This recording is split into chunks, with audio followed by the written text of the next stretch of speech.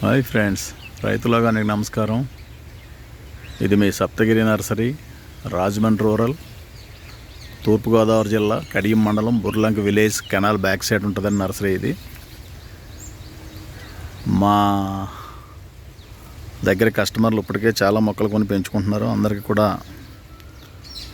పేరు పేరున ధన్యవాదాలు. మొక్కల ప్రేమికులు అందరూ కూడా సప్తగిరి నర్సరీని ఆదరించి మొక్కలు కొనుక్కుంటున్నారు.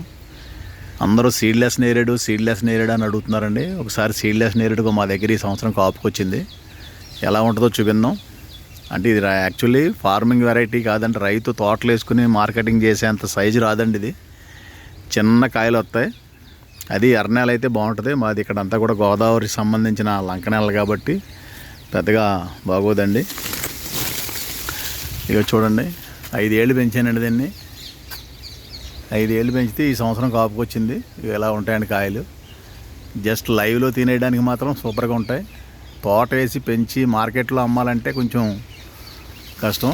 టేస్ట్ కూడా ఏంటంటే స్వీట్ తక్కువ, వగర ఎక్కువ అనమాట అండి. ఇది కాపు మాత్రం విపరీతమైన కాపు కాదండి. ఎంత కాపు అంటే వైట్ నేరేడు పళ్ళు ఎలా కాస్తున్నాయో దానికన్నా ఎక్కువ కాస్తుంది అనమాట.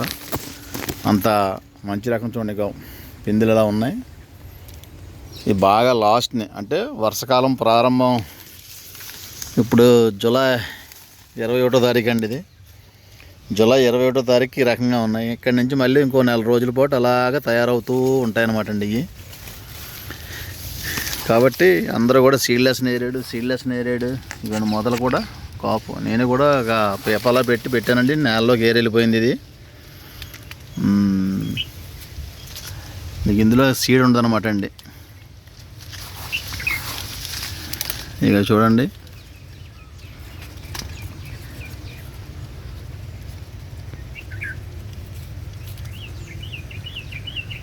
ఇవ్వండి.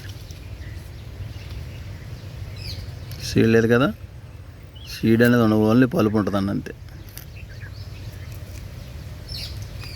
ఇది దీని స్పెషల్.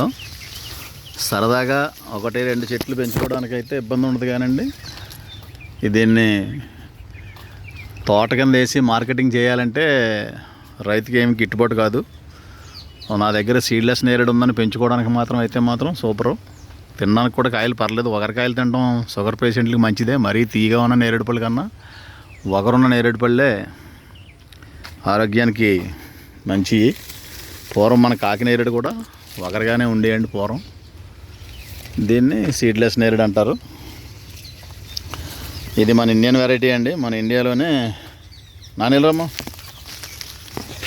ఇక చూడండి, ఈ కాయ మీకు సీడ్ ఉందా లేదో చూపింతాను. నేరేడు పండు సైజు వచ్చి ఇంతే ఉంటుందండి. ఇది ఇలా ఉంటుంది. ఇక మీకు సీడ్ ఉందా లేనిది చూసుకోవాలంటే చూడండి, ఇదిగో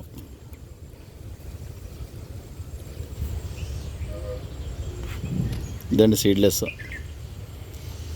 చిన్న నేరేడు పండు, సీడ్లెస్ నేరేడు పండు అండి. ఇది సరదాగా పెంచుకోవడానికి, ఏదైనా ఫామ్ హౌస్లో అక్కడ పెంచుకోవడానికి, ఖాళీ జాగాల్లో పెంచుకోవడానికి బాగుంటుంది.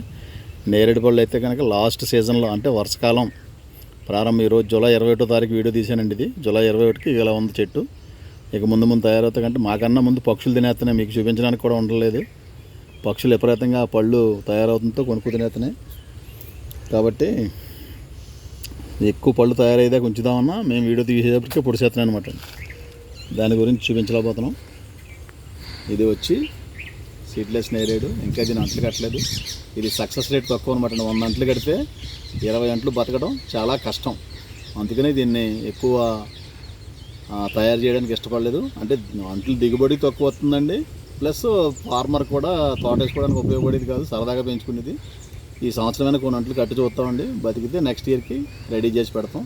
ఎందుకంటే దీన్ని శరీరంలో అంటుకుని జిగురు తక్కువ ఉంది, అంటుకోవట్లేదు అనమాట. ప్రతి అంటు కూడా కట్ చేయగానే ఎండిపోయి చచ్చిపోతున్నాయి. 100 అంట్లు కట్టినప్పుడు 20 అంట్లు దిగుబడి అంటే మాకు చాలా లాస్ అనమాట. 80 అంట్లు లాస్ అంటే మేము ఇచ్చేయలేం. కనీసం 50-60% అని రావాలని వస్తే మాకు గిట్టుబాటు అవుద్ది, మేము చేయగలుగుతాం. ఇది దీని పద్ధతి. అలాగే మా దగ్గర ఉన్న చెట్లలోకి ఇంకా చూడండి, బార్బడా చెర్రీ ఎన్ని పళ్ళు పక్షులు పొడి చేసినాయి.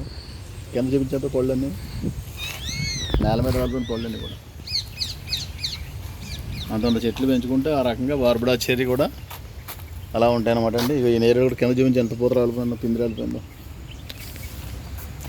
ఇక ఆ రకంగా నేల రాలిపోతుంది అనమాట. వర్షాకాలం ప్రారంభం కాబట్టి తట్టుకోలేక నీరు ఎక్కువైపోయి రాలిపోవడం జరుగుతుంది. చూద్దాం, ఇవి కూడా కొన్ని తయారు చేసి అందించే ప్రయత్నం అయితే చేస్తాం. ఇది కాపుగా అయితే మాత్రం విపరీతం, సైజ్ అయితే మాత్రం చిన్నదే, తినడానికి కొంచెం స్వీట్నెస్ తక్కువ, వగరు ఎక్కువ, హెల్త్ పరంగా మంచిది.